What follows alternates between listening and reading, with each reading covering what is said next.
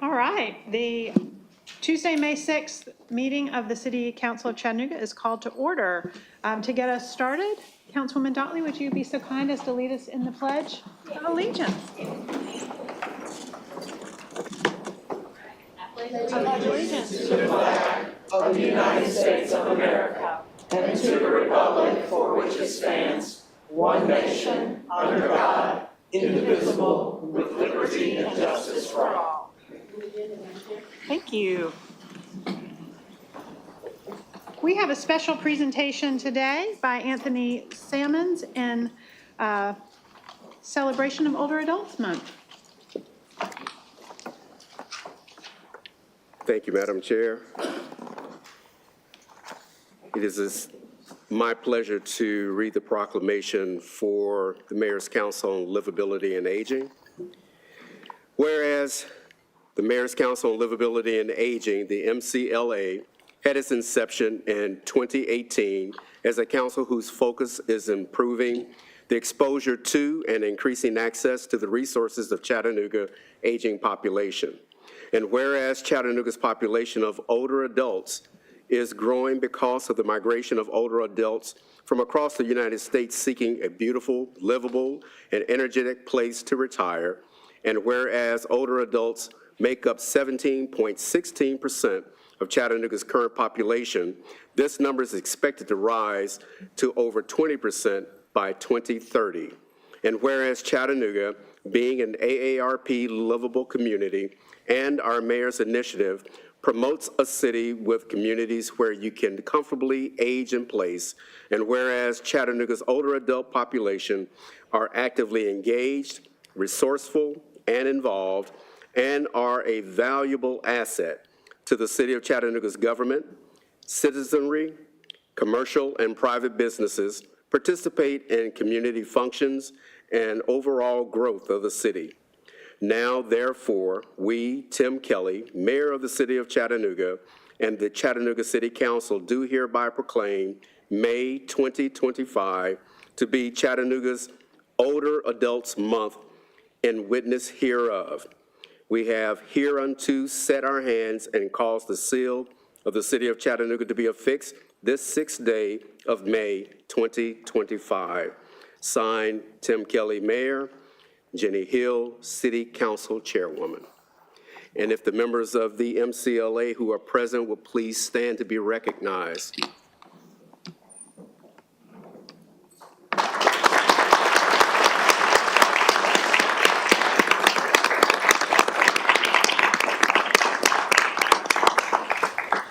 Thank you very much. Thank you, Mr. Salmons. Council, can I get a motion on the minutes, please? Thank you. Without objection, the minutes shall stand. Okay, Council, we are moving into the portion of our meeting where we're going to be looking at today's agenda. After we go over the agenda, we will have a Budget and Finance Committee meeting, followed by a Planning and Zoning Committee meeting. So to get us started, we have some ordinances on final reading. Under Parks, Public Works, and Wastewater, we have some a transportation item, singular. We also have 2 planning items on final read that I intend to take as a package if we do not have any objection to that. Those are both in District 5. Councilman Clark, is that okay with you to take those as a package? Yes. Under Okay. planning, Yes, sir. final reading. Thank you. Yes, items B and C. Okay, moving to ordinances on first reading. We have a trio of ordinances for Public Works and Wastewater. Do you have any questions or comments about these? The council was provided with red line versions of these last week. Okay. Moving into resolutions, we have a reappointment from the council office for one individual and actually 2 individuals. Item B is also a reappointment. If we do not have any opposition to that, I will take those 2 as a package. No, looks like we don't have any questions. Under Economic and Community Development, we have two items there, resolutions. One for the 5-year Housing and Community Investment Consolidated Plan, and the other is the CDBG Distribution Plan that we talked about last week in committee. If you have any questions, please hit your light. Finance, we have the EPB bond issuance. In Mayor's office, we have 3 items that are appointments. If I don't have any opposition, I intend to take those 3 as a package. Okay, council, moving into resolutions for parks, public works, and wastewater. Do we have any questions or concerns for public works, for planning, or for police? All right, we are a council that has gotten our questions answered. Councilman Elliott, I believe you have an item that you would like to discuss pulling off the table. Yes, Madam Chair. I have planning case 2025-0036. We're going to be looking to pull that off the table and put it on the agenda for next week. Okay, thank you. So at the end of our meeting tonight prior to purchases, if you would please hit your light and we'll make a motion to get that on the agenda for next week. Will do. Thank you, Thank you very much. All right, council, I'm going to bounce over to purchases. We have 2 purchases tonight for consideration. One is a new purchase and the other is a price increase. Both come out of the general fund. Do we have any questions or concerns about those? Okay. We do not have any renewals, RFP formats, or emergency purchases for review tonight. Okay, so jumping back over then to our agenda for next week. Please take a look at your 2-week agenda. Councilman Clark, would you hit your light? We have a change to a schedule around committee report or committee meetings for next week. Would you like to make that announcement? Yes, if you would. Yeah, so we were initially scheduled to have our Equity and Community Development Committee meeting scheduled for today, I do believe. For next week. For next week. And we will postpone that meeting till Tuesday, June the 10th. June 10th, thank you. So that'll be 1 month. Okay, thank you very much. Okay, council, as we continue on through our 2-week agenda, please hit your light if you have any questions. We have several ordinances on first reading. They're planning items, which will be covered during our Planning and Zoning Committee meeting today, led by Councilwoman Burrs. A handful of council resolutions for appointments and reappointments to boards. Okay, in economic development, we have resolutions, a handful of resolutions for. Okay. Human resources, we have the egg policy changes. I would like to say thank you for the video, thrilling video. 6 minutes of fun, all about the egg changes. And we have the red lines for those as well, council. Okay, and then we have several resolutions from the mayor's office for appointments to boards and committees. Moving into Parks and Public Works, next week we will be asked to consider a resolution for a waiver of park fees for the use of Ross's Landing. That's for Riverfront Nights Music Series. And council, you will note on that resolution language that there is a requirement of a deposit, as is traditional for the council to expect with a fee waiver. Finally, we have 2 items under Public Works. All right, we are grooving today. Okay, let's take a look at future considerations, please. If you have any questions about future considerations, Councilwoman Dotley.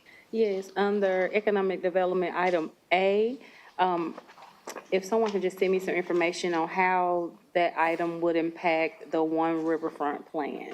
And has anybody been in touch with River City Company regarding the activation of that space? So, Great question. somebody from Economic Development can send that, that'd be great. Okay, That is all. Thank you, Madam Chair. thank you. Okay, council? Do we have any questions about our public safety items? We do have 2 service dogs who are retiring in a few weeks. They may possibly join us, but they're checking their schedules. You know how it is when you retire. I mean, Jermaine, he was always on PTO. They might be on PTO. Okay, we've got a public works item related to the North Chick, some items for the mayor's office. All right, we're good to go, it looks like. Okay, so that opens us up to start talking about the budget. So I will turn this meeting over to Chairwoman Dotley. Thank you all.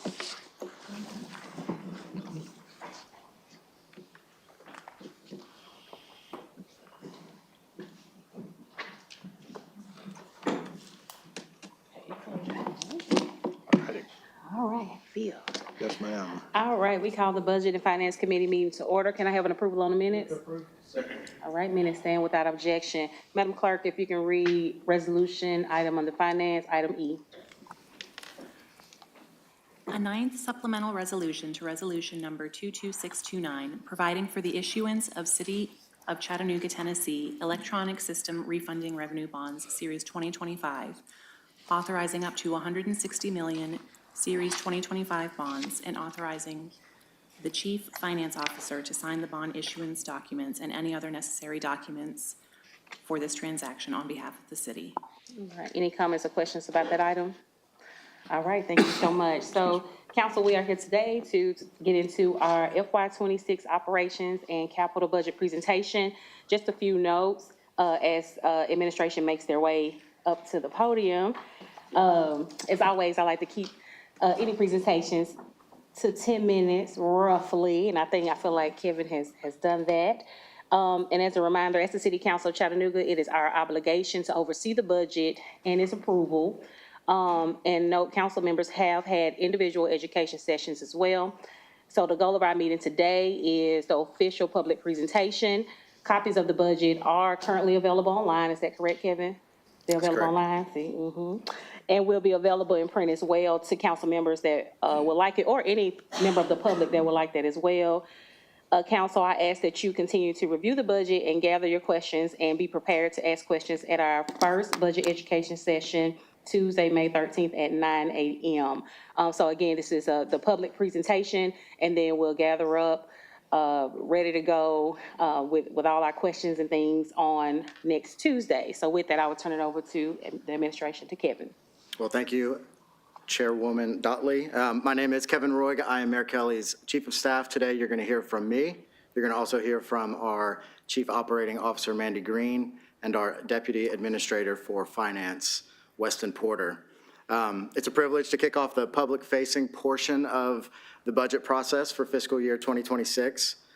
Today, we're going to walk through both the operations and the capital priorities and strategies that the administration is putting forward for your consideration for fiscal year 26. And we do look forward to those more in-depth conversations on May the 13th and May the 20th as we start the budget education sessions with you guys. You know, every budget is about making thoughtful and balanced decisions that do a good job of balancing the priorities and needs of our community as a whole. But these decisions can often be difficult, and they're always weighed against our core responsibility to deliver essential services in service of our residents. And we are pleased to present to you a balanced budget for fiscal year 26 that does just that. The reality, though, that we're facing is that funding is limited. We're going to talk a little bit about some of the exogenous forces at play that make that so. And support for, or requests for support continue to come in against those limited funds. And that's going to be a dynamic tension that we look forward to partnering with you guys with moving forward as we figure out how we truly make sure that our budgets reflect real priorities. And then I'm going to jump in after one more caveat. So we're going to talk today about all the good things that this budget does. But there's one glaring thing that this budget does not do, and that is address the growing pay disparity with our sworn police officers and firefighters. Similar to the situation that we were in 2021, where the Kelly administration initially operated under a continuing resolution, this is not a continuing resolution. This is a fully funded and balanced budget for fiscal year '26. But in 2021, the administration came back and proposed a budget under a new certified tax rate to try to capture some of the new revenue that was available because of reappraisal. Mayor Kelly is convictional about solving this problem with respect to pay for our sworn officers. And so we also will intend to come back later this year and amend this budget. So I just want to be crystal clear and transparent about that effort. And we look forward to having that conversation with you guys separate from this one. So before we jump in, I just want to say a big thank you to our finance department. This would not be possible without them. You guys have no idea the sausage making process that goes on to try to make sense of it all and to make the dollars work. And so thank you to our team down there.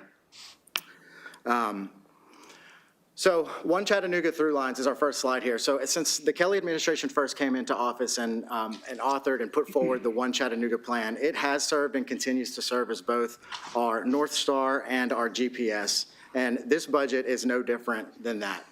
We are not simply interested in maintaining, we are interested in momentum. And so this budget, while things are tight and there are challenges associated with it from a fiscal constraint perspective, we are confident that it does appropriately prioritize the priorities that are outlined in One Chattanooga and that voters in Chattanooga have expressed their endorsement of through the most recent election. So let's talk a little bit about the momentum. So you'll recall that this body, just in less than 90 days, this body, we brought forward a proposal to make a bold and historic investment on a slate of things, including shoring up our fire and police pension fund and making key capital project investments that are outlined there. And so I want you to view this budget in that context, because the reality is that most of that money has not gone out the door yet. And so we're building momentum, and we are continuing to focus on our areas of strategic focus. And so what does winning look like? These are some of the things that, and we could make 5 or 6 charts like this, right? You can go through, and whether it's infrastructure stability and improvements, and you can see the visible progress that's happening around our city, the work that we've been able to do, and thanks to Mayor Kelly's commitment to fund paving at $10 million a year, to eat away at that backlog is making a real difference. And so I just offer this slide to underscore what the mayor often says, that the work is working. And so this budget, again, is going to continue to advance those priorities. So let's talk a little bit about some of the challenges that we do face. You know, the reality is that if you think about since 2020, cumulative inflation is approximately 22%. That means that functionally, what we are doing with this budget is we are funding all of the essential services and all of the capital projects with 78 cents to every 2020 dollar, right? So because our budgets are not indexed for inflation, we are effectively doing more with less, which I just think is an important thing to understand as we continue this process. In addition to that, you know, Washington is scaling back. We have, for the last 3 years, municipalities across the country have enjoyed effectively a $30 or $40 million bolt-on of additional federal funding. Those dollars are no longer available to us, with few exceptions that we'll talk about. And the federal funding landscape is also, it's just uncertain right now. And so as part of this process, again, we are looking at every expenditure with a level of scrutiny to ensure that we're maximizing value for our residents. And in that, there's opportunity, right? And so we're always looking for new ways to attract and retain talent so that we can continue to carry out our core mission. And we're looking to build on areas of alignment with both our state and federal partners so that we can maximize the resources that are available to us. So for the operations budget for '26, this is the breakout of what it looks like. And again, this presentation is introductory. We are going to work with you guys and go through every department line by line, but I just want you to give a sense of how the proportions break out. One of the objectives of the administration since the beginning and continuing on today is to put forward budgets that reflect reality. And there are some who might look at the executive branch breakout here and say, wow, $7.7 million, that's a lot. Well, one of the reasons that it is that way is because we are continuing to pull things that should be in the mayor's office in the mayor's office. And so under the mayor's office, we have not only the executive administration, personnel and costs, but we have the Innovation Fund, the Office of Community Health, we have Community Safety and Gun Violence Prevention, we have the Family Justice Center, we have Mayor Communications, and we also have all of the mayor's councils in that executive branch piece. So 59% of our budget, the overwhelming majority goes to police, fire, and public works, as it should. This is not only consistent with our own historical budgets, but it's consistent when you look at municipalities across the country with budgets that are put forward. The overwhelming majority goes to these three buckets because these constitute the core responsibilities of local government. So that's true this year as well. We're looking at approximately 3% natural growth in available recurring revenue, which equates to about $8.75 million. More than half of that is going to be reinvested into our employees, which Mandy will talk about as we get to her slides. But the bottom line is that this is functionally a flat budget. And so we are continuing the course, right? We've set course and we're continuing to execute against the One Chattanooga imperatives. And so this is about continuing to optimize our systems and processes and tasks to improve performance and to deliver more value to residents. So I'm going to turn it over to our Chief Operating Officer, Mandy Green, who's going to walk you through some of our operational priorities for fiscal year 26. Thank you. Good afternoon, Council. Mandy Green, COO. So some of our operational priorities in FY26 are we are looking to public safety and public health to expand our victim services and mental health response capacity. We're investing in technology upgrades to keep up with current the industry, training, leadership development, and then of course working on community engagement. We are also funding the maintenance of critical fire equipment that we need to make sure we're maintaining, and then we are doubling down on recruitment for fire and police. And what we've done in this budget to support that is we added a recruitment position in the police department. We've also worked with the CPD to get their HR position in alignment, and it is working. The work is working. They're able to get people and more people into their academies. We're continuing to build on our community safety and gun violence prevention efforts. We're doing that in conjunction with other partners. We are also working on infrastructure and public works through road conditions. I'm very proud to say that we've taken a lot of this work in-house. I cannot take credit for that. I'm going to give a shout out to Jeremy Wood right now and to Cedric and to Bill Payne. They are the leaders who are driving that, and the work is working there too. You're seeing things get done faster, better, and we're able to get to the things that we weren't able to get to before because we had contractors who were not wanting to bid on our smaller jobs. We are also looking at our pavement condition index, making sure we're prioritized appropriately, and that we're getting to the roads that need to be done, that are more frequently traveled, that need to be done more. We are also doing technology integrations, which you're going to see. We have an AI camera that is getting installed in our pothole truck, so they'll be able to actually real time see where the potholes are, and we'll be able to get that information. Those are very exciting things that we have coming. As far as digital transformation, we have a strategic restructure of the Department of Technology Services to better support the technical advancements that we're doing for the city needs. We're also working to increase our cybersecurity. We're working on that with Mox and Ben and throughout the city.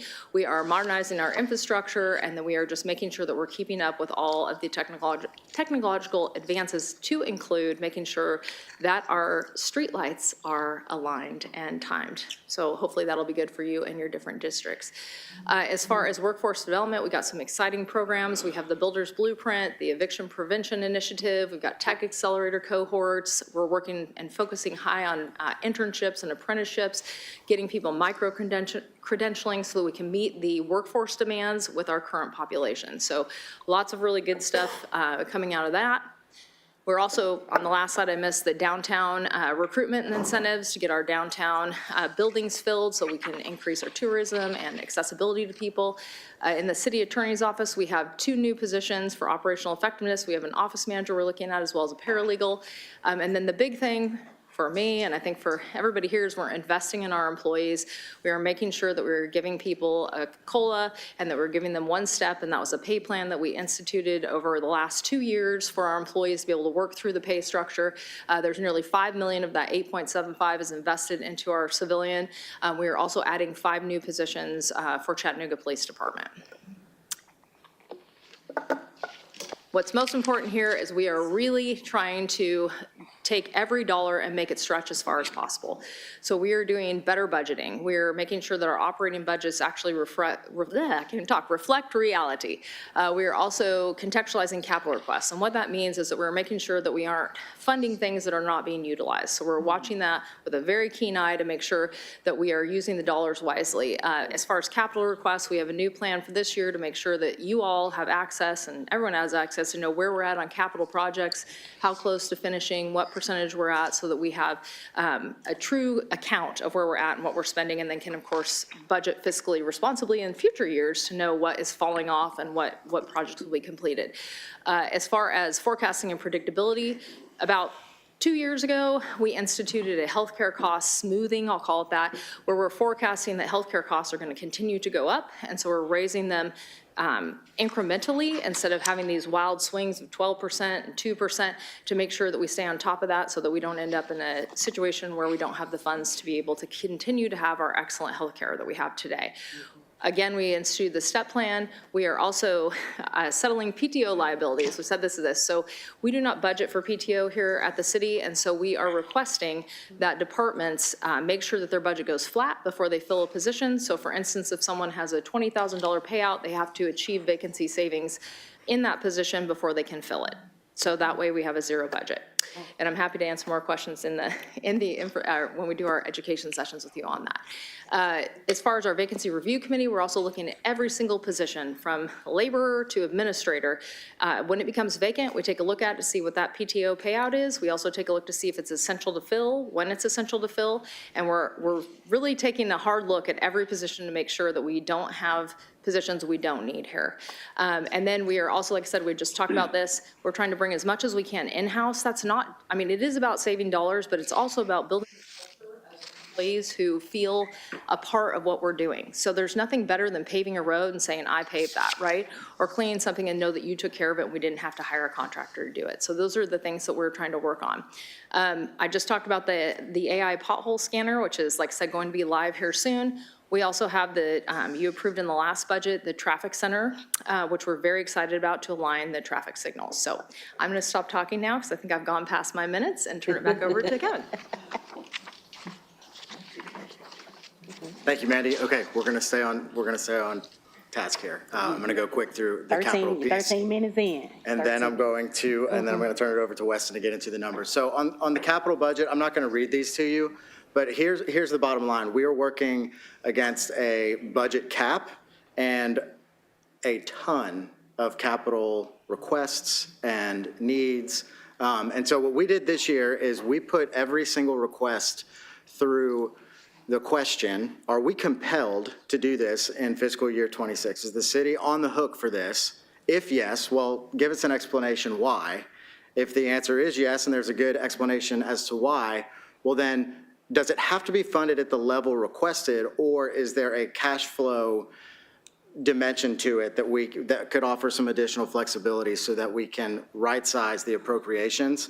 And so the list that you see here and on the next slide reflects that process, and we feel confident that not only are these things that we have to do, but that these numbers are fit for purpose in terms of our true needs, things that will come due in this fiscal year, and relative to continuing to make progress against these previously defined strategic projects across these different buckets. One thing that I do want to hit on, though, while I'm at the podium, is around this good governance piece. So one of the big ticket items for fiscal year 26 is funding to expand capacity at our landfill.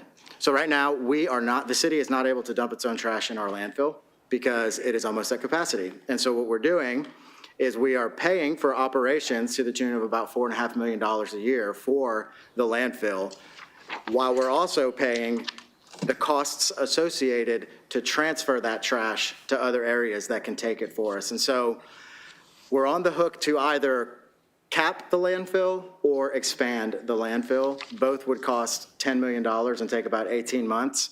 And so we're putting forward this proposal to go in and unlock some additional capacity at our landfill so that we can start using it again and dump our city's trash there. And not only will this expand capacity in the immediate future, but, and I don't want to get out over my skis here, I'm not going to pretend to be an engineer, but there's something about opening this first hole that will unlock our ability to open a few more subsequent holes in the out year. So that's what the good governance piece is on that. And now I'm going to turn it over to, oh, no, I'm not. We're also going to talk about this. So I mentioned kind of just this increasing squeeze that we're feeling. I talked about the ARPA dollars. We were able to put forward proposals to fund a number of external agencies who fall outside of the administration and the council's 4-year RFP process. So just as a quick reminder there, 3 years ago, we locked in different third-party outside organizations to come in and deliver services under 3 broad categories that were defined at that time, and those folks are locked into 4-year contracts. These funding requests and the funding that we are proposing to provide in this fiscal year are outside of those contracts. And so I wanted to enumerate them here for you, and then also I wanted to call out and put an asterisk beside the ones that are being funded with non-recurring revenue, because that's all we got. And it's a smattering of different sources that we will talk through in the budget education sessions with you guys. But for an example, some of the smaller ticket items, we were able to reallocate interest earnings on ARPA dollars that had not yet been expended. So they were sitting in an interest-bearing account. We were able to use those, and some other one-time opportunities that we have in this fiscal year. But I just want everybody to have eyes wide open on, as we look into the future, we're going to have to answer some tough questions around this non-recurring revenue. And with that, I'm going to turn it over to Weston Porter, who is our Deputy Administrator for Finance. Thank you. So we'll hit into the numbers piece of this. So as Kevin mentioned earlier, we have $345 million in expenditures. That is balanced against the $345 million in total revenue is laid out here. You can see 57% of the projected revenue, $196 million, is coming from property taxes, another 21% from local sales tax, and then these other funding buckets to round out the difference. This is consistent with how the city has historically been funded, and it's consistent with how municipalities across the nation are funded. Property taxes and sales tax make up the bulk of revenue sources. As Kevin mentioned earlier, this represents about an $8.7 million increase over last year, which is roughly 2.5% to 3%. To put that into perspective, when we reached out to the departments initially to start this process, the request came in at 17% above last year, where the revenue is 3%. So as Kevin mentioned, the sausage making, the process that goes into this, working with the departments and administration and finance, we were able to get this to a balanced budget that we have here today. So this is a graphical representation of the slide that we had before. So you can see over 75% of the pie represents property taxes and state and local, local sales tax. And then the other buckets make out the difference. So now getting into expenditures, again, Kevin hit mostly on this, but again, to highlight that 59% of the total expenditures for this budget are between safety and public works, which is what we're in business to do. The rest of it goes into debt service, general government, IT, and the departments listed out below. And again, Tuesday, when we get into the budget education sessions, we'll kind of dive into each one of these and kind of get into the nitty-gritty, but this is kind of just a high level at where we ended up with each of these. To get general fund expenditures by type, you can see that our people, salaries and benefits make up over 50% of the budget, 60.3%. Services make up the next biggest slice of the pie at 17%. These are things like IT maintenance, hosting, 911, waste disposal, contracted services, a whole host of things. But that makes up the 17%. The debt service, agencies, other things make up the remaining roughly 25% of the pie there. So we just went over his general fund. The general fund is the chief operating fund of the city of Chattanooga. While it is the chief operating fund and the bulk of what we're dealing with here today. There are some other funds that are included in this budget. Those are laid out here. You can see the funds, the revenues, the expenditures. Again, we'll get into more detail on each of these on Tuesday next week, but you can see total revenues of $240 million across all of these funds and total expenditures of $269 million. If you look at that, you'll notice that the expenditures outweigh the revenues. In general, most all cases in each of these funds, that is to fund capital needs within each of these funds. And some of those are in the slides above, and then some of them will be in the budget packet that you'll get. In the budget book that is now available online, details out each of these projects that go into this fund. Kevin touched on the capital a little bit, so he touched on the $41.5 million, which is the geo bonds, the hotel motel, economic development, and then the $7 million for the landfill that he touched on. There are some other pieces that go into capital as well. The funding sources for those are the fleet fund. These are vehicles that operate in each of the departments. They pay into this fund. The $6 million is being transferred to the capital component of that so that we can replace vehicles as needed. The pension fund, the $3 million, is to help develop a pension software, to acquire pension software to help our employees have better interaction with their pension and to help us on the back end with managing that. And then Kevin touched on the little bit of ARPA interest earnings, some state street aid money that we're using to help with paving, and then some federal money and some reallocated other ARPA dollars. You'll see stormwater and wastewater both have significant capital investments that they're making this year as well, which again are outlined in detail in the book that you guys will have access to, and we can get into on Tuesday next week.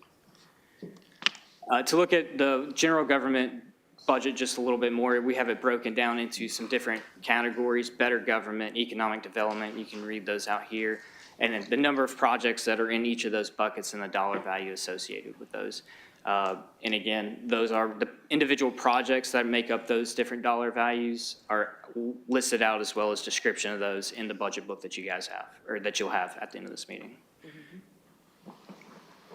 So in closing, this budget is fiscally sound. We've done a good job working with finance and administration, balancing the budget and making sure that it is sound and is something to be proud of. And then we are also continuing to work towards the One Chattanooga goal with this budget. Thanks, Weston. So we do look forward to continuing the conversation with you guys starting next Tuesday. Just a reminder that on both May 13th and May 20th, those are public meetings that will start at 9 a.m. And we look forward to those. And then we will have a public hearing on May the 20th in the council session at the 3:30 meeting. And we will, right now, we're scheduled to do the first read of the budget ordinance on June 3rd and final read on June 10. And so everyone is able to access the full budget book, which will have more detail than you could ever hope or want. But you can scan the QR code, you can visit the URL there, and you will find all of the material that you need to get smart on the fiscal year 26 mayor's budget proposal. Thank you very much.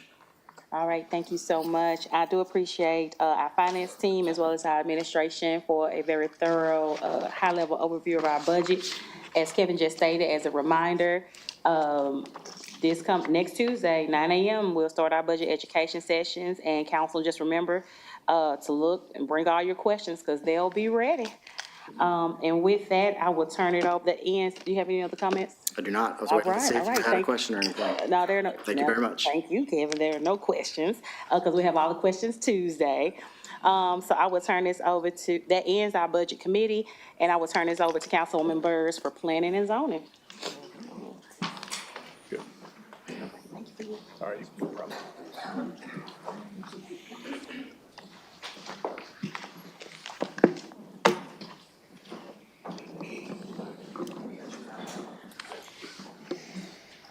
Thank you, Councilwoman Dotley. I'd like to officially call the May Planning and Zoning Committee meeting to order. And looking at our agenda, we need to approve the minutes from our April meeting. May I get a motion to approve? So moved.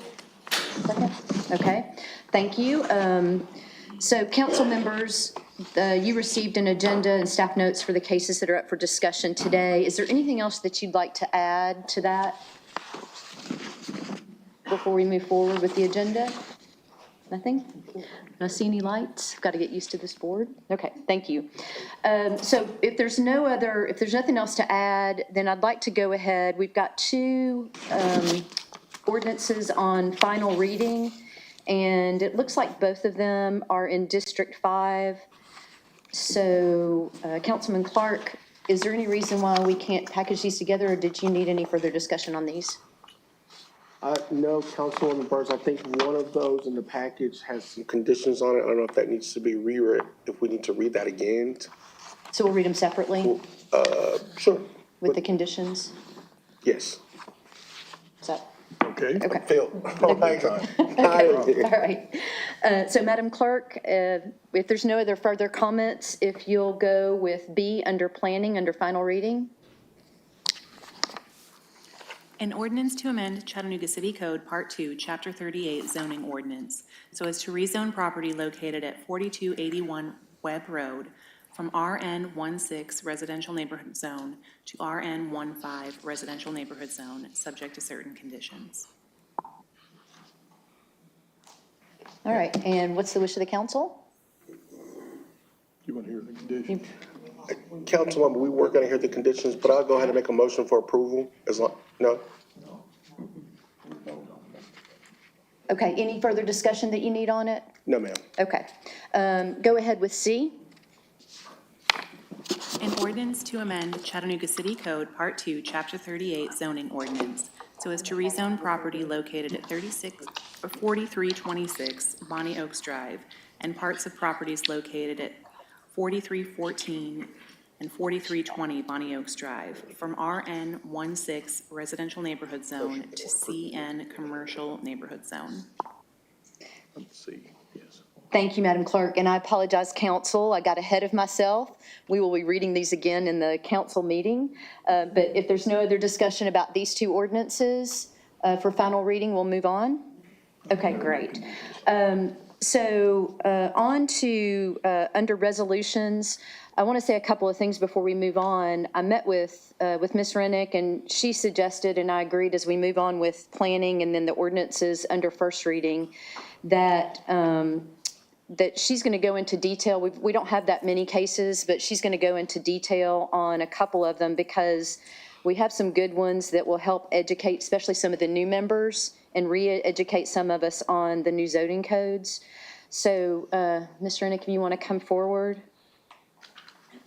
I'll also let you know that she suggested, and I agreed, that we'll send the council members a couple of guides that'll be useful to you. General classification zoning, if you haven't seen it recently, and for the new folks, the land use table, the equivalency table, and then I had a request for the setback table. Is that a separate document as well? We can provide that. Okay.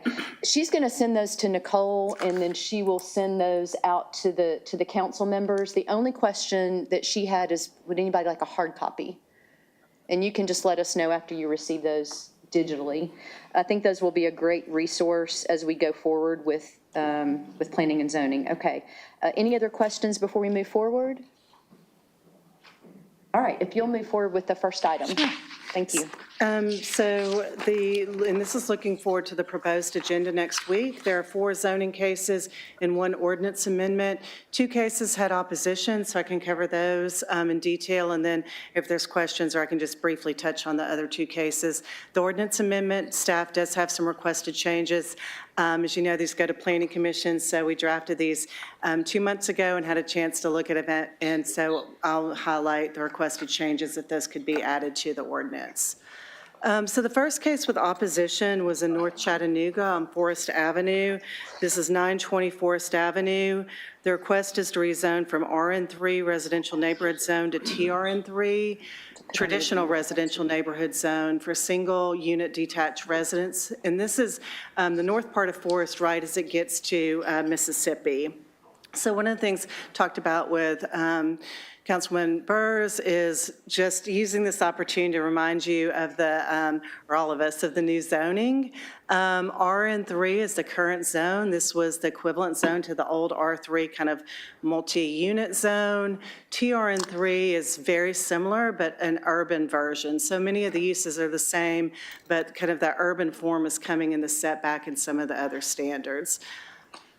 It's surrounded by a mix of single-unit detached dwellings. There's a few 2- and 3-unit dwellings north and west of the site. There's no recent zoning history for that RN3, which was the R3. It looks like that's been in place at least since 1990, based on the historic maps.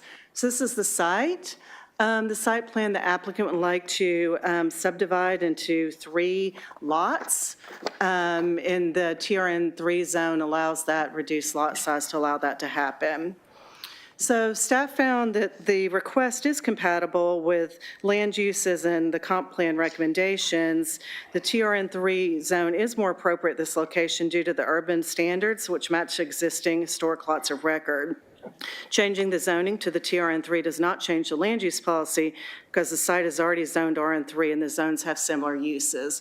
And that's just, it's going back to the table that just the purpose, which lists all the uses. So it's not that it's introducing new land uses, it's introducing new standards that would unlock some of those uses based on lot size though. So staff also noted that the RN13 zone, this was added during the RN13, is an R1 single-family detached residential zones that allows development on 3,000 square foot lots. That was added during the development of the zoning ordinance. Because the proposal is for 3 single-family detached lots, staff just noted that the RN13 might be the best tool here. However, staff is proposing to amend setbacks to better address development on small lot size, particularly the corner setback. So that's proposed for Planning Commission in June. So that setback amendment would need to be paired with that RN13 zone to make that a good use, actually applicable here.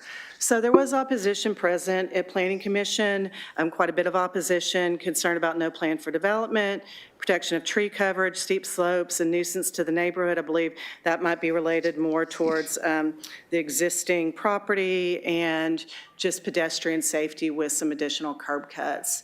Planning Commission determined the request is compatible with the plan, and it comes with a recommendation to approve. Because there are no conditions, just noting that that TRN3 zone does allow other uses besides just single-family detached. Thank you. Do we have any questions or comments? Councilwoman Dotley. Thank you very much. Oh, sorry. Yeah, I told you that would be, I told you that'd be tricky. Chairwoman Hill, thank you. Councilwoman Dotley and You checked me. we have great respect and love for one another. So this is in my district, District 2, and it's a problem property. The current property is a problem property. Karen, setbacks has been a big part of the conversation with the community. And so could you please go back? Well, here we go. We're on that slide. There we go. So TRN3, what are the setback allowances for TRN3? I will have to pull the zoning ordinance and for that. Okay. But that is correct because it allows that urban form, it allows those reduced setbacks. Yeah, so when I originally saw this application, I thought similarly to RPA staff, which was that this RN13 might be a better choice because currently the setbacks match the neighborhood, and the intent of that tool, as I see it, is to allow for smaller lots, therefore for smaller homes to have variety of housing. Correct. But within the character of a neighborhood, because that's something that we hear citywide, is we want to, individual neighborhoods want to maintain the character of their neighborhood, and setbacks are a fundamental part of that. That said, you know, I've had a lot of pushback about the setbacks that would potentially be allowed as part of TRN3. So that's something that we don't have to answer today, but is something that I'm going to want to dig into. But the other thing that I've been thinking about is given the mixed feelings about, well, I shouldn't say mixed. The community is universally exhausted by the drama that occurs at this property and is grateful that some things have been changing, but is very skeptical of plans without real investments. And so something I've been thinking about is that as an advocate for a variety of housing, the current zone of RN3 provides a variety option, right? That's correct. If we were to decide to hold it as it currently is, this area has some great little quadplexes and duplexes and all sorts of things in that area that the community has indicated they might prefer to changing something without a plan. So those are things that I'm thinking about on my end that I'll keep working out.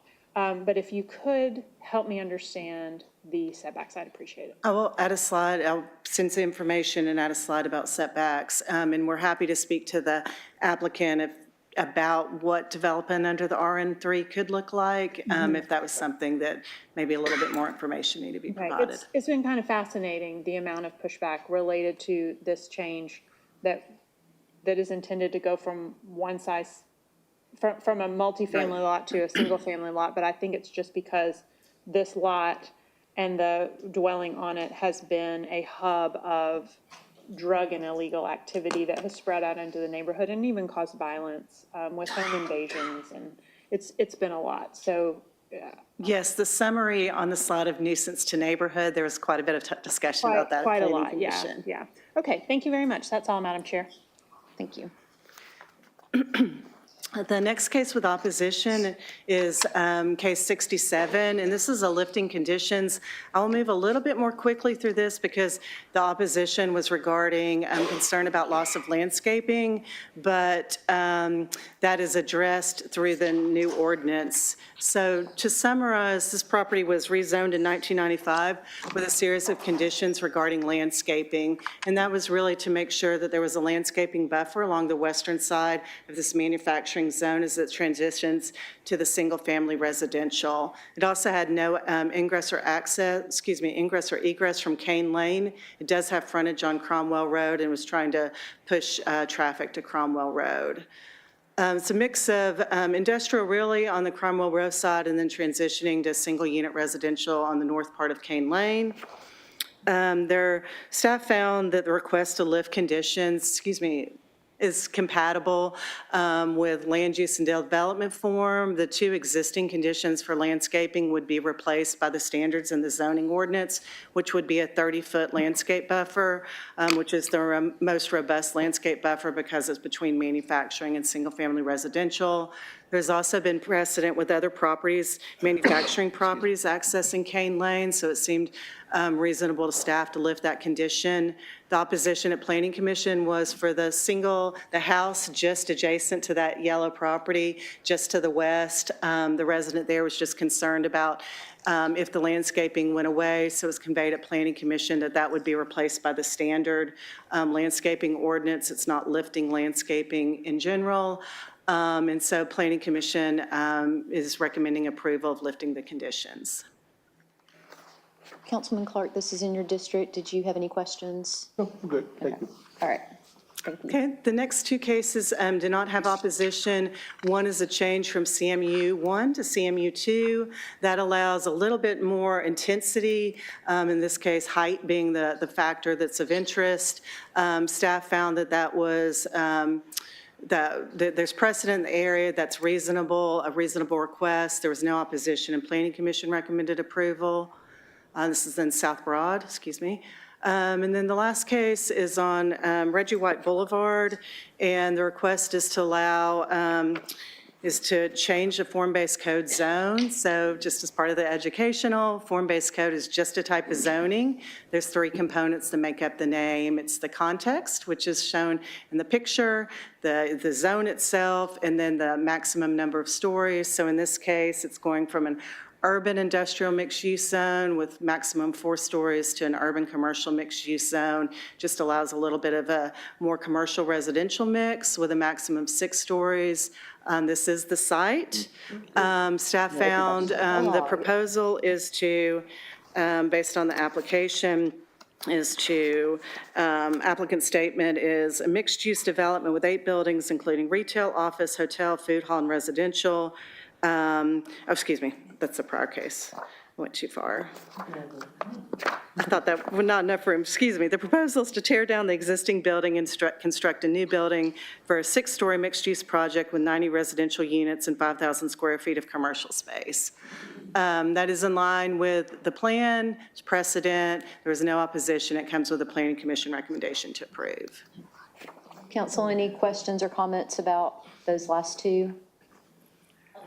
Yep. Councilwoman Dotley. Thank you so much. That is just another great posh development in District 7 is all I wanted to state. Thank you so much, Councilwoman Byrd. You're welcome. Yeah. Any other comments? I don't see any other lights. Karen, thank you so much for expanding on those that had no opposition. I thought there were 4 very diverse cases that allowed for an opportunity to get some information that you might not always hear about. And then the last one has to do with amendments to the zoning. It does, and I'll spend a little bit time on these. We've had, as you know, the new zoning ordinance went, and the zoning map went into effect in December of '24. We've had a series of amendments at that time, and that's really as we started to use the ordinance and either identify,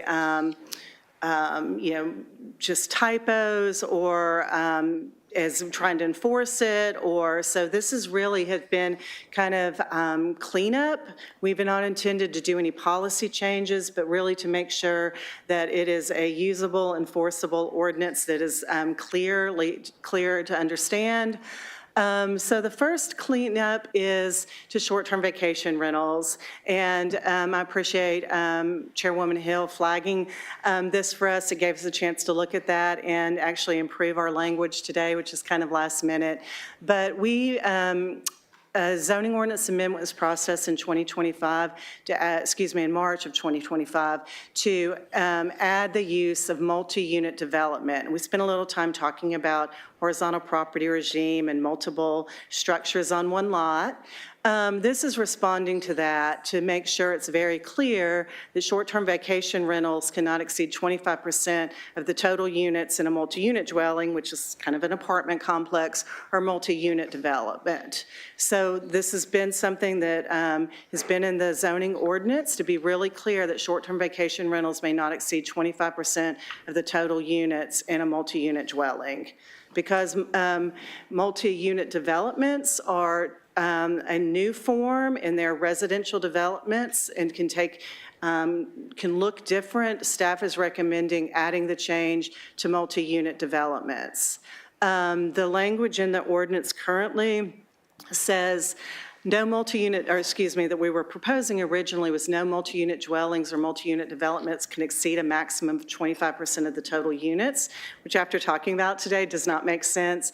So we're requesting the change to be very clear, the intent of short-term vacation rentals and limiting them in residential multi-units. Council, thank you. Chairwoman Hill. Thank you very much. So, Karen, I think that part of my, why this flagged for me as I looked at the caption, and I've read it. The caption is incorrect. Okay, thank you. And Okay, Chris because it Anderson says flagged can it, and I asked exceed. Phil if we could change the caption. The caption is incorrect. It says can exceed. It is cannot exceed. Cannot exceed. And I didn't catch that till Chris flagged it for me, so thank you for that. Great. Because all the other language said the other, so I was like, That's what correct. word am I missing? Thank you for Okay. that. Yes, we are changing the caption, and then if it's okay, we'll confirm the new language, which is more clear with LDO also. Okay, so the other point I wanted to explore while we have you is that in the conversation around absentee short-term vacation rentals, that they were limited to the 25%, but also you could only have them in zones that allowed for We'll see if there's. a commercial use, a hotel. Correct. Commercial use. So could we please talk about the horizontal property regime, multi-unit, multi-unit developments, and how that aligns with or doesn't align with being able to be seen as a hotel? Because I So- think it's going to require different, they would have to rezone? So, Could they? I spent some time talking through this today. So I believe the intention of council was originally that a multi-unit, if it is a multi-unit residential, that the intention is that the whole thing would not be commercial or short-term vacation rental, because then it's acting as a hotel and taking residential units, it's using residential units for something else. So the way we're talking about it is if it's a and I'm going to call multi-unit dwellings also apartment complexes, multifamily structures. If it is one of those, or multi-unit development, meaning it could look like a condo, it could be a property and it looks like multiple single-family homes on one lot, those are residential uses. So you could have those in a mixed-use or commercial zone. Up to 25% can be short-term vacation rental. If I wanted to go to 26%, then I'm shifting to that hotel use. And so our thinking is, at that point, you are no longer this residential maxed at 25, you're shifting to that commercial hotel use and all the other requirements for a hotel. I guess, whatever those might be, there's a lot of language in the city code about it, licensing, taxing, building code, those would kick in because you are now not a residential use. And those could be done in that zone if the conditions allow it. Okay, So this is so- keeping residential more residential. Keeping residential more residential. So let me experiment this out a little bit. So horizontal property regime, relatively new tool, sometimes in a PUD, sometimes not in a PUD. The conditions they would typically be residential, right? So you have a lot and it has multiple houses or multiple condos Correct. on it. And we might not necessarily condition that as residential use only. The way that now we are doing that with some multifamily buildings that we're saying, whoa. Like in my district, we had a form-based code. Correct. Fremont, where I said, this is residential use only, and they were interested in doing like a midterm rental. Correct. Okay, so in this scenario, if we had any other iteration of condos or whatever, we're going to need to start thinking about that with the use of that building, if it is with the use of the multi-unit development. I'm trying to think of different examples of what we might see, like the Bend has its own Correct. zoning that allows for different uses. But the way that UGC kind of snuck in there and was able to allow a hotel, and so then we would make a conscious decision whether we would condition that residential use only or not. So that condition is going to be critical for these multi-unit developments. One of the possibilities is for future zoning is we can flag whether it's proposed to be developed as an HPR. That's really just a form of ownership, but we can maybe be a little bit more clear on the zone or flag if the zone allows for a hotel, or maybe just to something to trigger an awareness of that. Okay, yeah, something we need to be watchful of, I think. Okay. Thank you very much. You're welcome. That's all. Thank you, Madam Chair. Do we have any other comments or questions? No. So the only change that I saw, or edit that I saw, was can to cannot. Correct, in the Okay. caption, yes. And Okay. then the requested change for the new language, which is a little bit clearer to understand. But I can work with the city attorney's office on that if acceptable. We'll get Okay. it done. All right, thank you. I think the other changes will go a little bit more quickly. I know that we're probably running out of time. We have an institutional zone. This is a zone that's in one way is replacing the old institutional PUD. That would be, Macaulay was a good example, had one, some of the hospitals, UTC. The standards in there were for larger sites and more suburban, but we do know that a lot of our institutional uses are in the urban area.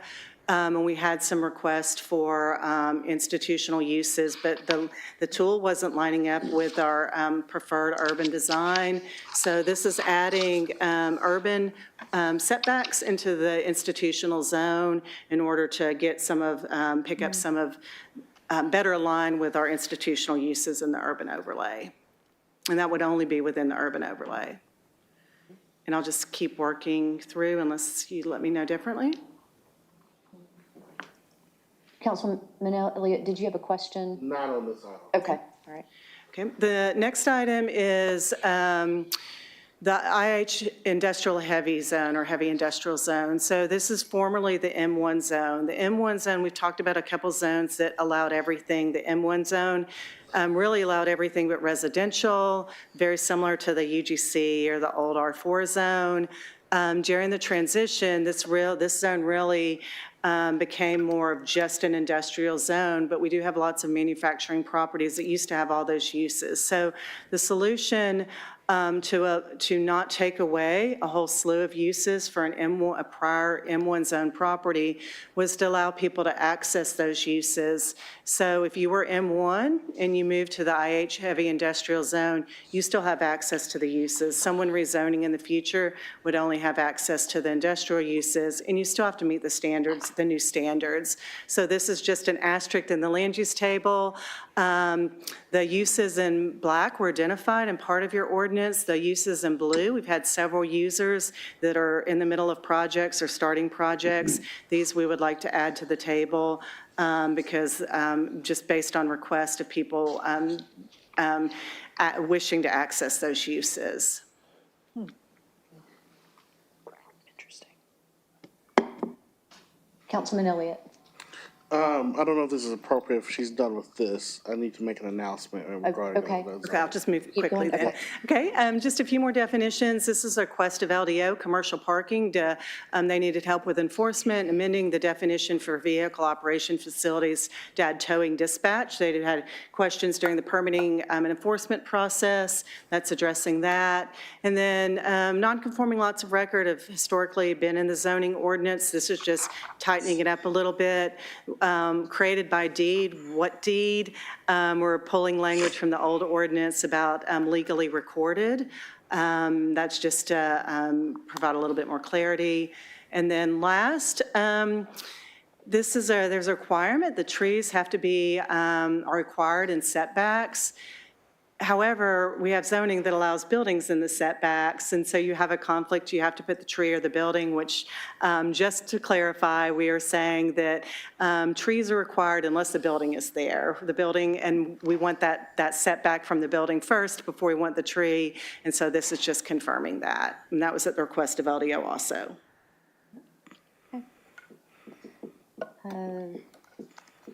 Is that the last one, Karen? It is. Okay, that's what I thought. All right, Councilman Elliott. Yes, Madam Chairwoman. I just want to announce here in this committee, I'll be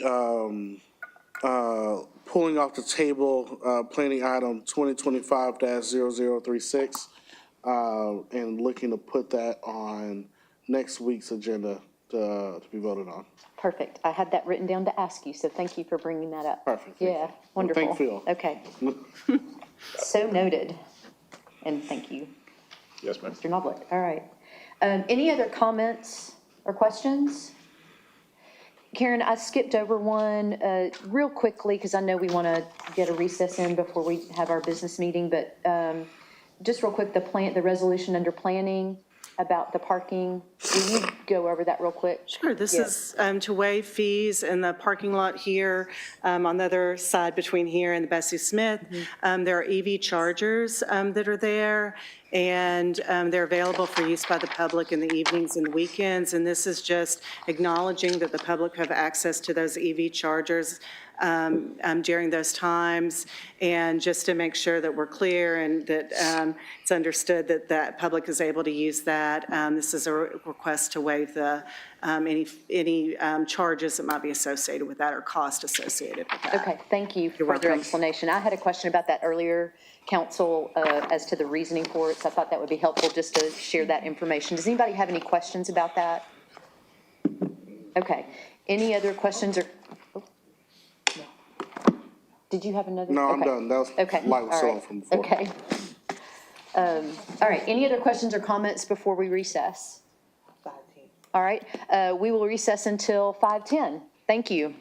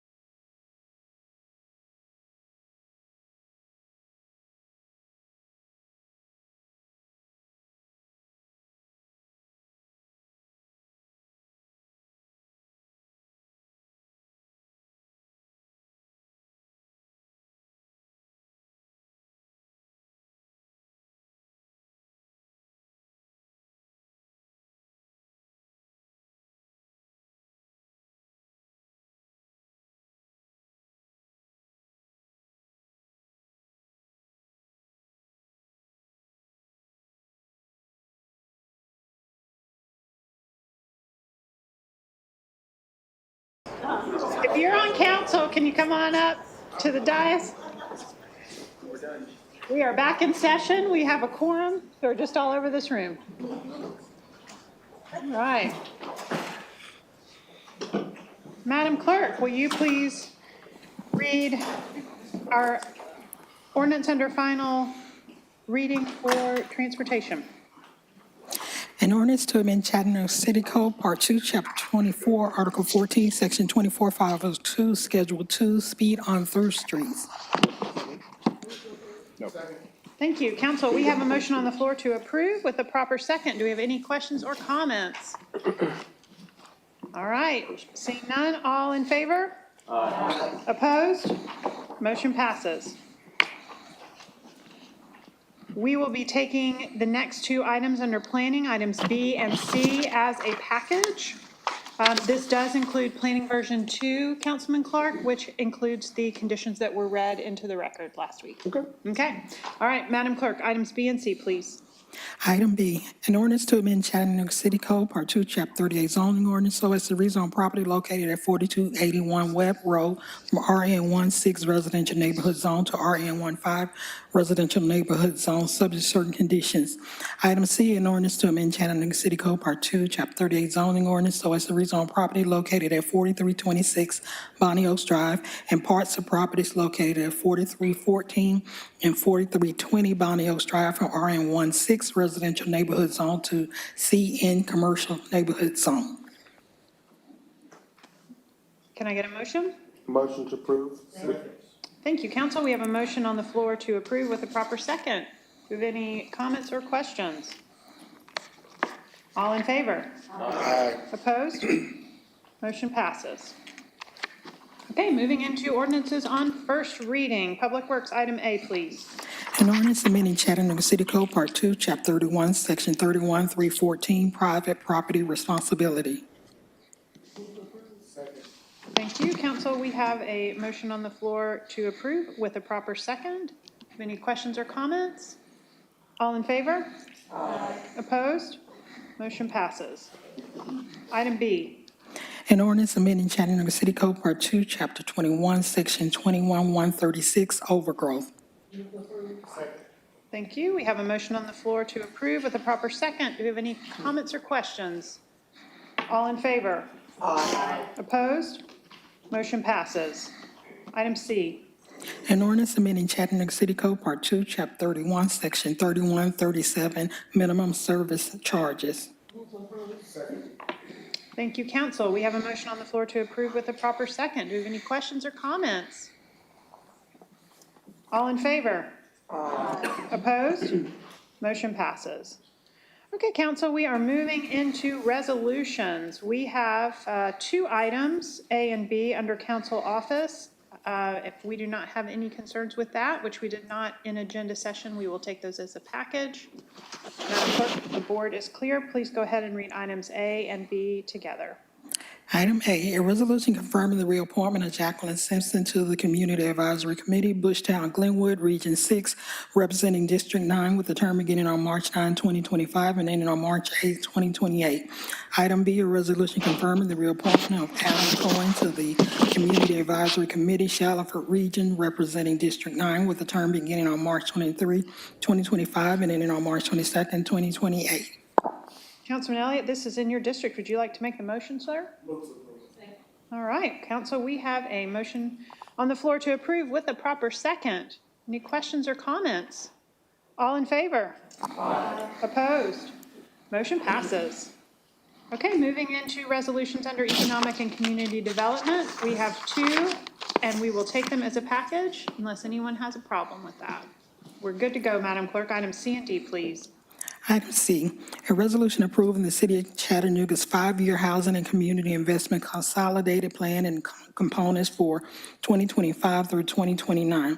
Item D, a resolution approving the acceptance and distribution of fiscal year 2025 through 2026 Community Development Block Grant, CDBG, and Home Investment Partnership Act funds, home, from the U.S. Department of Housing and Urban Development, HUD, and program income, all totaling approximately $2,495,000, as shown more fully here and below.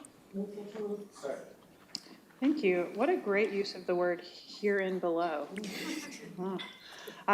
Council, we have a motion on the floor to approve with a proper second. Do we have any questions or comments? Lots of good conversation about this last week. Okay, all in favor? Aye. Opposed? And the chair abstains. Thank you. Pass 8 votes.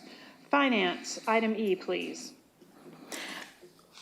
A ninth supplement resolution to resolution number 22629, providing for the issuance of City of Chattanooga, Tennessee Electric System Refunding Revenue Bonds Series 2025, authorizing up to $160 million Series 2025 bonds and authorizing the Chief Finance Officer to sign the bond issuance documents and any other necessary documents for this transaction on behalf of the city. Thank you, council. We have a motion on the floor to approve with a proper second. Do we have any questions or concerns? All in favor?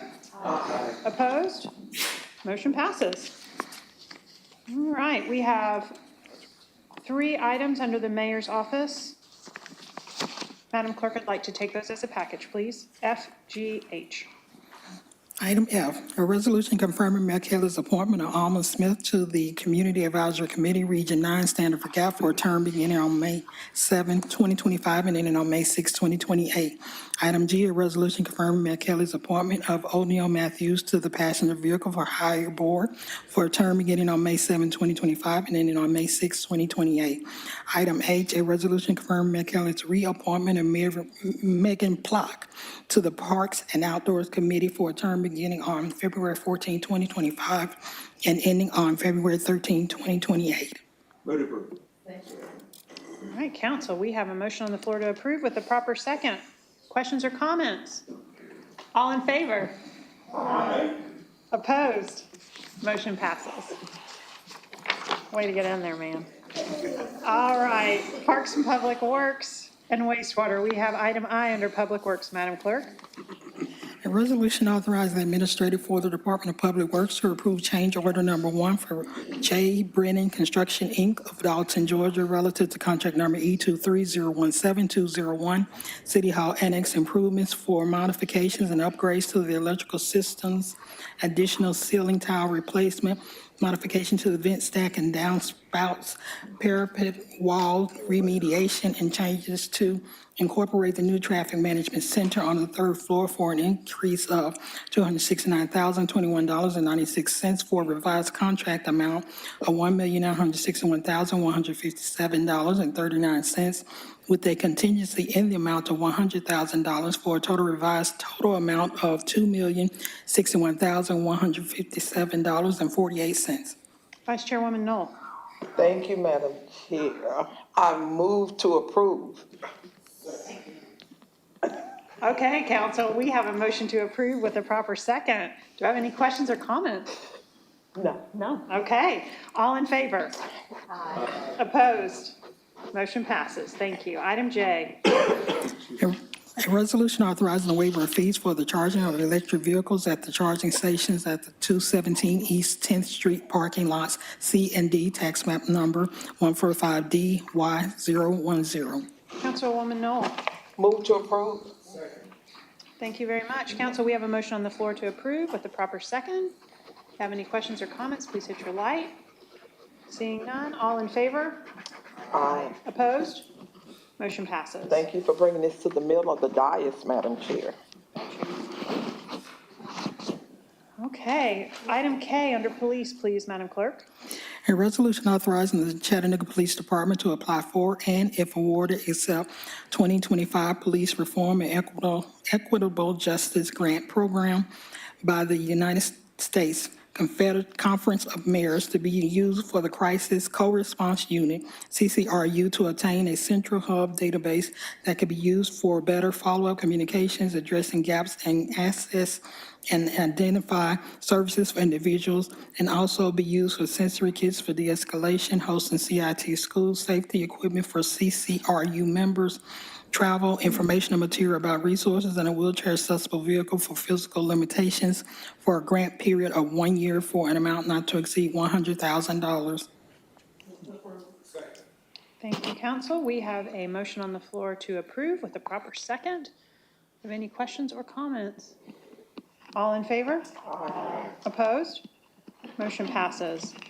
Councilman Elliott, we have come to the end of our, that portion of our agenda, but I believe you have an item to pull off the table, sir. Yes, Madam Chair, I move to pull off planning item 2025-0036 to put it on next week's agenda. To pull it off the table? Yes, ma'am. Okay. Okay, council, we have a motion to take planning item 2025-0036 off of the table and place it on the agenda for next week, May 13th. And we have a proper second. Do we have any questions or comments? All right, all in favor? Aye. Opposed? Motion passes. We will see that on the agenda next week. Thank you, Mr. Elliott. Okay, let's go over to purchases. Good evening, council. I have two purchases recommended for approval this evening. The first is for fire. This is a one-time purchase of a forklift. The award will go to Bailey Equipment in the amount of $59,400.38 utilizing the Sourcewell contract. The second one is for facilities. This is year 3 renewal. W.J. O'Neill has requested a 10% increase due to the cost of labor and materials. The new estimated annual spend will be $732,000. Facilities approves the increase. Thank you very much, Debbie. Council, can I get a motion? Second. Thank you, council. We have a motion on the floor to approve these two purchase requests with a proper second. If you have any questions or comments, please hit your light. All right, seeing none, all in favor? Aye. Opposed? Motion passes. Thank you very much. Thank you. Okay, going to move into committee reports. I think we'll start on this end tonight. Councilman Elliott, all right? Councilwoman Dotley. We did have a budget committee meeting today. Just as a reminder, on Tuesday, May 13th, we'll have our first budget education session at 9 a.m. Thank you very much. Thank you. Councilwoman Burrs. Yes, we had a planning and zoning committee meeting, and I want to thank Karen Rennick again and your staff for all you do to put the summary together and answer all of our questions. And we provided some resources for all of the council members, especially the new folks. Thank you very much. Thank you. Councilman Henderson is not here. Councilman Davis. Yes, Chairwoman, we'll have our meeting of the Parks and Public Works Committee meeting next Tuesday at 3:30. Thank you very much. Councilman Harvey. No report. Thank you. Councilman Clark. This is just a reminder that the Equity and Community Development Committee meeting scheduled for next week will be postponed till Tuesday, June the 10th. Thank you very much. And I will say that we had an excellent, productive strategic planning meeting today. Thank you again, council, for your participation and the quality of ideas that everybody brought. It's going to be an exciting 46 months, do we have? 46 months we've got to get a lot accomplished. We've got a lot of ideas to do it. Okay, we now move. Friend. Councilwoman, Vice Chairwoman, no. She's about to have a report every week. This is become a habit. Is it? Oh, gosh. No report No for the Great report. District 8. For the Legislative Committee. Oh, she's my parliamentarian. She's gonna keep me straight. Okay, so now we move into the time when we will hear from folks who wish to address the council. If you'll start lining up behind the podium, please, if you'd like to address the council. Mr. Attorney, will you please read the rules? Sure. At the end of each council business meeting, the chair will recognize members of the public who wish to address the council. And here's your rules. Each speaker wishing to address the council can only be recognized at the microphone provided up front for that purpose. Can't have more than 3 minutes to speak, and you can address the council only upon matters within their legislative and quasi-judicial authority, and not on matters which are not under their authority or regulated by other governmental bodies or agencies. Do not engage in vulgar or obscene language nor use the floor to personally attack or personally denigrate others. The speaker should address the comments to the council as a whole and not towards individual council members. And lastly, do not engage in disorderly conduct or disrupting a public meeting, which is prohibited by Tennessee law, and someone commits that offense if a person substantially obstructs or interferes with the meeting by physical action or verbal utterance with the intent to prevent or disrupt a lawful meeting or gathering. Having stated those rules, please go ahead, sir. Yes, my name is Tim Moreland. I'm at 31 Woodlawn Drive, and I've been with the city for 15 years. Currently working as the Director of Special Projects and Technology Services. I wanted to talk to you all about something today that's going to be coming up in your budget conversations, which is the Chattanooga digital transformation. I am very supportive, I should say that from that foot, of this idea of digital transformation to improve the service delivery and make us more responsive and effective as a government. During today's DTS staff meeting, we were informed a little bit about this transformation effort. In total, I think there are going to be 26 positions created and 9 eliminated in the Department of Technology Services. There was very little details provided about the actual plan itself, and people were asked to go back to their office and wait for the email to find out if they're going to be here or not after that transformation. I hope you can imagine what that did to people and the kind of feelings people had while they were waiting. As government employees, we don't have a lot of parity with the private sector pay, but we do have this idea of public service, which I feel very deeply, and also this idea of some security by working in the government. And I've heard a lot of people expressing concern about that, both that security that they thought they had and question if they do have anymore. We talk a lot about treating others with dignity and respect, and I think that we didn't do that today. A lot of folk, I myself was blindsided along with other people. I'm in the leadership team, and so I was wondering why was the leadership team blindsided by this, but then realizing most of the people who were being let go are in the leadership team. So there was an opportunity for involving folks in that process and having a conversation that didn't happen. The other really big value that I love about the One Chattanooga plan is doing the right thing. There is a process and there is a prerogative for people, especially administrators, to be able to do these type of things. They're called reduction in force efforts. So those are when you're trying to eliminate positions not essential to the mission of the department and without any level of services reduced by as part of that. So the primary criteria for selecting those positions and employees affected by the reduction in force is based on whether the positions are critical to meeting the goal of maintaining the current level of service. I'm having a hard time understanding how letting go of the majority of the leadership team achieves that goal with the current plan and what little I know of it. So just wanted to flag that you all for something in consideration as you're talking and thinking about budget in your budget information sessions. I really appreciate what you do for the city, and it's been an honor to serve with my fellow folks in DTS and hopefully continue to be able to serve. Thank you so much. Thank you.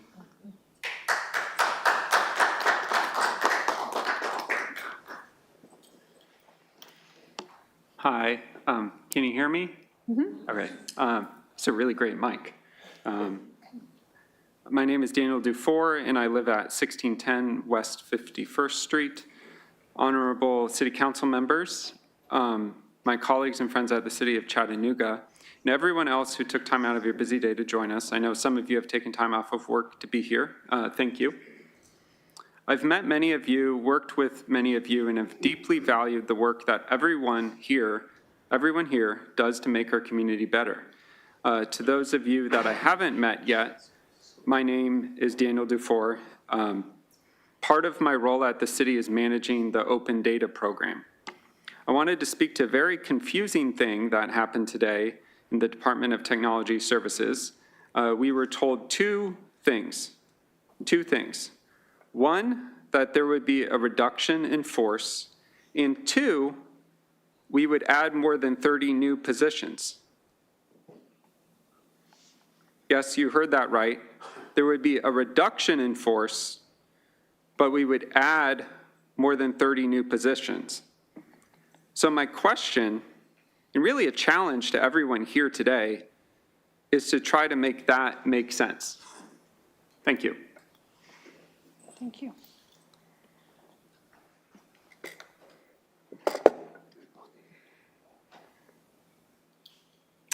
Hi, I'm Aaron Welch, the Director of IT Security, or I would say former Director of IT Security for the City of Chattanooga.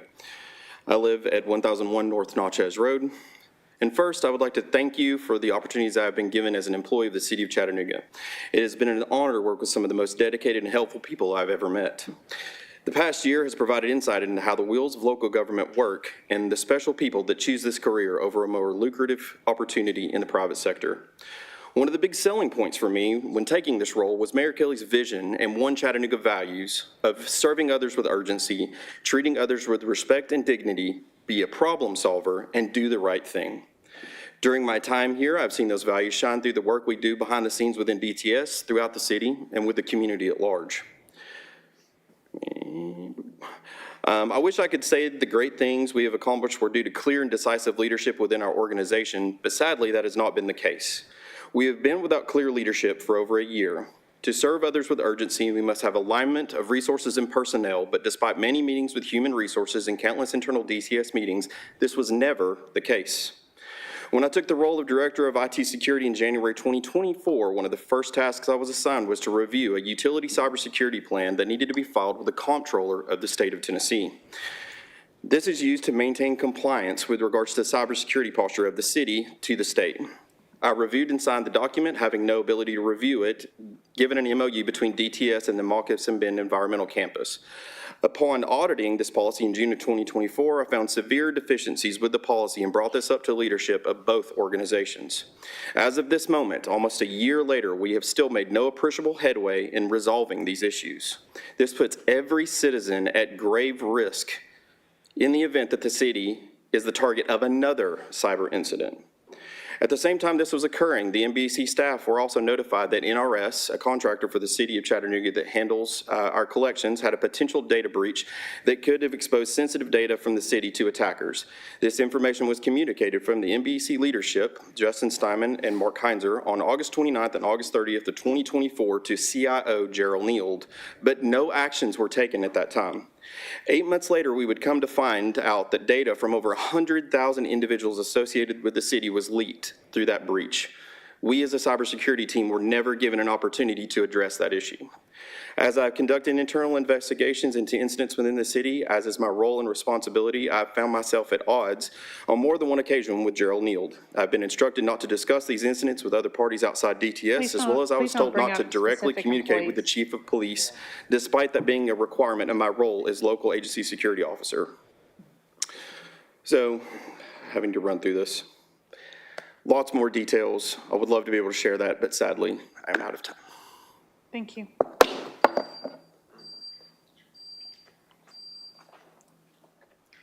Good afternoon, Council. Anna Galladay, resident of District 8. Chairwoman Hill, I want to echo your sentiments about the strategic planning meeting today. I watched online and was heartened to see a collective set of ethics and process that this council is agreeing to abide by. And I was also really interested to hear all of you kind of state the things that were going to be most important to you in your own districts. I stand here today to publicly thank Councilman Harvey and Councilman Davis for your acknowledgement of our unhoused population. Your commitment to be involved and engaged in that work is really important to me. As someone who was on the campaign trail for a number of months, up until a few months ago, the unhoused challenges in District 8 is something I heard over and over and over again. And I'm especially encouraged by you, Councilman Davis, acknowledging that we are due a 24-hour low barrier shelter for our unhoused population. It doesn't matter in the city where that goes. It matters that we have it. And I just wanted to state for the record my support of your initiatives through your districts to make that happen, and to offer my extended support to either of you should you need encouragement or extra voices to be a part of making that happen. Again, thank you for committing to that. It makes a big difference, and I know personally that the citizens of District 8 value that as well. Thank you. Thank you. Good afternoon. My name's Edward Green Jr. I live at 4101 Gale Drive. I just wanted to come before you all this afternoon and tell you how much I appreciate the cohesiveness that you all are putting forward. But as I stand here, I listen to a lot of the people who used to work for the city to be blindsided, especially to the point where they calling names and the chairman does not want them, the names to be called. I've never seen a time being passed to another person to speak to the council. So this is a question to you all. Is time that I have left on the clock able to pass to the next person? No.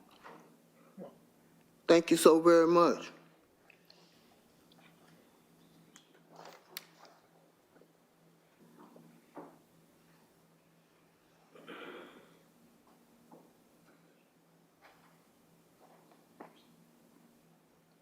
Well, council, when I was among the top broadcasters on the East Coast, the Delaware Valley, when you turned on your radio or your television, this is what it sounded like.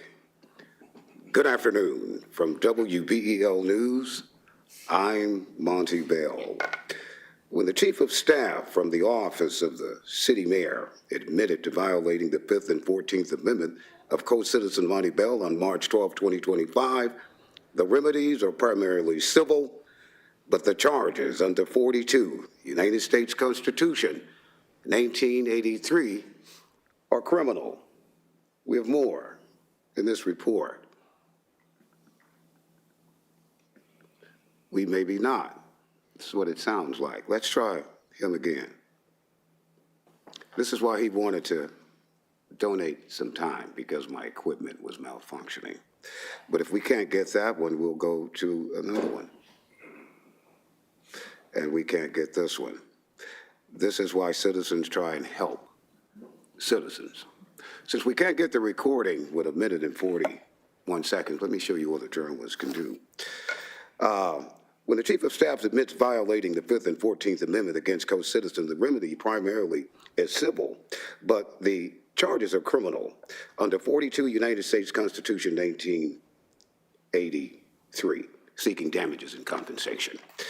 The co-citizen, which is I, Monty Bell, has the legal right to pursue the relevant government, and that's to get all of your municipalities, there's 10 of you, 3 towns, and 7 cities. I'm going to sue all of you for $211 billion, $34 million, with a multiple of 9, for allowing an outsider from the state of the Carolinas to come in and commit fraud, a Ponzi scheme, a pyramid scheme, and violate the entire 11th United States District Court for Monty Bell. We don't have to name the city attorney's office, but I want to try one more time to see if I can get a statement from his own office saying that an attorney who's going to take the place of Reuben Taylor was unanimously voted on for 1 year of service, but his own office in open records request said she never seen Janie Parks Parnell in the office, the city attorney. That means that's under the False Act claims. You have committed Ponzi schemes and a pyramid scheme against Monty Bell here in the state of Tennessee, $211 billion, $34 million. I'll have my equipment ready next week. Have my money next week. Yes, sir, that is a lie. Okay, we're good. Thank you, Mr. Last time Bell. you're going to call me a liar.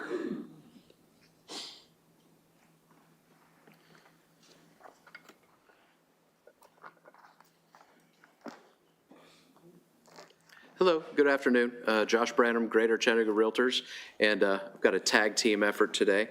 As my friend Jackson mentioned last week, we have a lot of exciting community outreach initiatives at Greater Chattanooga Realtors, and so here's my friend Giacomo to tell you more about it. Good afternoon. My name is Giacomo Gunnison, 2963 Emnicola Highway. I'm the chair of the 2025 Greater Chattanooga Realtors Consumer Education and Scholarship Committee. One of the things that we like to do is give back to our community. So the Greater Chattanooga Realtors Community Scholarship Fund was established to give realtors a meaningful way to give back to the community. Since the program's launch in 2022, Greater Chattanooga Realtors, I'll refer to them as GCR from here on out, has awarded a total of $32,500 in scholarships, supporting incoming college freshmen who are pursuing higher education in accredited universities or trade schools. So it doesn't have to be real estate, doesn't have to be dental, doesn't have to be law, anything really. This initiative reflects our ongoing commitment to investing in the future of the Greater Chattanooga region. We're proud to announce that for 2025, the recipients were selected from a pool of 41 applicants from not only Hamilton County, but Sequatchie, Dade, and Catoosa counties. This year, 5 students were chosen, each receiving a $4,000 scholarship. We've upped it since 2000 from last year. Mrs. Zaria Reed from Dade County High School, she will be attending Chattanooga State. Miss Lena Marie Skiles from Sauter Daisy High School, she will be attending UTC. Mr. Mason Parks Lillard from Signal Mountain, he will be attending Chattanooga State Community College. Miss Mia Ainsley Smith from Sequatchie County High School, she'll be attending Tennessee Tech. And then Mr. Zalvin Gage Welch from Sauter Daisy, he'll be going to Union Commonwealth University. So I just wanted to kind of, it's not for us, it's for them. We're very happy about these students. Don't know if anything can be done for them, but we congratulate each of these students and wish them a continued success in their academic journeys. And as always, GCR thanks you guys for your continued support and service in the community. Thank you. Thank you very much.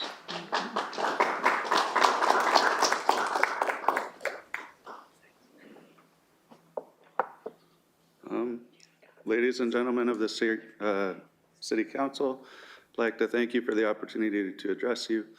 I can't speak to everything that's gone on today because I don't quite understand it myself, but I would like to stand up and express my support for transparency in government. And Will you tell us your name, please, sir? Oh, Sorry to interrupt. I'm sorry. My name is Lee Randall. Thank you, Lee.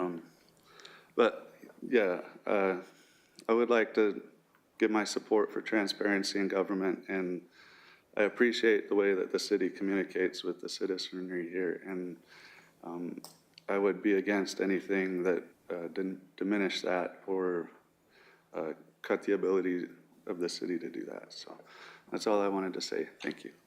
Thank you. Councilman Elliott. Yes, I'll keep this brief. You know, when I first started with the city, I was an intern. I worked my way up in OFE, came back later and worked in the mayor's office, and now I find myself on council. I've been able to see all different levels of government, and my heart deeply goes out to all of you all who are affected by this incident that happened today. I don't know, I don't think I have many words that can probably give you any peace of mind, but I want you to know I hear you. And I've served with many of you all, and I pray that there's opportunities to find spots for you all in the city.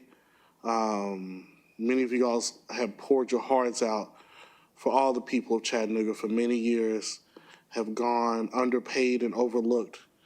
But I want you to know right now that I see you, and I thank you for all the work you have done for the city. That's it, Madam Chair. Thank you, Councilman.